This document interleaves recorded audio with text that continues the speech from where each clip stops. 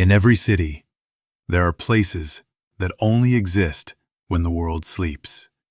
Places hidden in plain sight, waiting for those who don't know better or those who know too much. I found one. It started with a flyer, a crumpled sheet caught on the curb, half soaked in oil and rain. I picked it up without thinking. Midnight shift. Server needed. Cash paid daily. No questions asked. Was 23. Between jobs. Flat broke. Living off stale noodles and bad luck. Oh, you see something like that at your lowest? Take it. 9th and Elmridge, where the cafe was. Neon signs.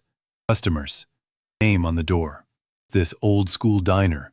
Between a pawn shop, abandoned bookstore. Like it had been there forever. He didn't belong at all. Stepped in that night, just before midnight. Lights buzzed overhead. Booths. Menus without prices. Like burnt toast. And something. Counter stood an old woman. His hair pulled into a tight bun. Like she'd been waiting. Starts at midnight. Or she serve. Look. Clean. Ask questions. I nodded. She didn't smile, just handed me a worn laminated card, a list, rules for the midnight shift. Keep the doors locked after 12 a.m. They'll still find their way in. Take orders silently. They won't speak. Always bring water first. They've been thirsty a long time. Don't touch the customers. If one leaves a note, burn it immediately. They'll stare. Don't stare back. Don't eat anything after midnight, not even leftovers. If someone asks you, "Do you remember me?" say, "Not yet." If someone sits in booth number 6, run. Before I could say anything, she was gone, like she vanished into the kitchen and never came back. Midnight. The old wall clock chimed. I swear I locked that front door.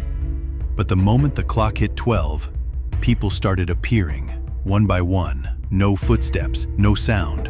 Just there, sitting in the booths, their faces. Some pale, some scarred. Some looked like they hadn't been alive for decades.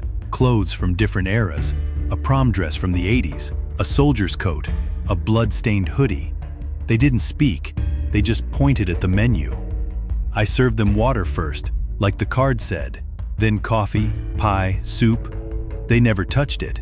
Just watched me. I told myself it was some kind of elaborate prank, or maybe a dream. But the air? It was thick, too real. The kind of silence that presses against your chest. Then I saw it. Booth number 6, someone was sitting there. A man in a trench coat, hat low over his face, facing the wall. I froze, my hand holding a plate of untouched apple pie. He didn't move. I didn't move. But something in me knew not to go near him. Then, near closing, a woman left. No sound, just gone. I found a folded note under her cup. I shouldn't have read it, but I did. You served me once before, 8 years ago. You were in a car. You didn't stop. I died. My blood ran cold. Each night after that, it got worse. More customers, more silence. More notes I forced myself not to read. Marla never came back, but the fridge was always stocked. Food prepped, fresh coffee, a journal waiting at the counter. Curiosity broke me. I opened the journal. It wasn't a logbook, it was a record. Names, causes of death, dates, booth preferences. My name was there. Tyler Baker. Death. Pedestrian hit and run. Time, 3:03 a.m. Booth number 6, confirmed.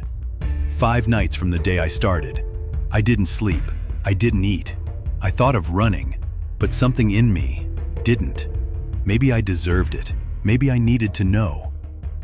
The 5th night came. I watched the clock. Every tick sounded like a countdown. 12 o'clock. The booths filled up. But not number 6. 1. My face. Pale, cracked lips, dry blood down the temple. Hollow eyes, like looking into a mirror that had died. He opened his mouth, and I spoke. You finally remember me. Then I smiled. Now it's your turn to serve. Forever. The next morning, a new flyer floated down the street. Midnight shift server needed. Cash paid daily. No questions asked. Inside the cafe, booth number 6 sat empty. A new guy walked in. Nervous, curious. I stood behind the counter now. My hands moved on their own, pouring water, wiping menus, watching. He smiled at me. I handed him the card. Just follow the list, I said, and whatever you do, never ask what they're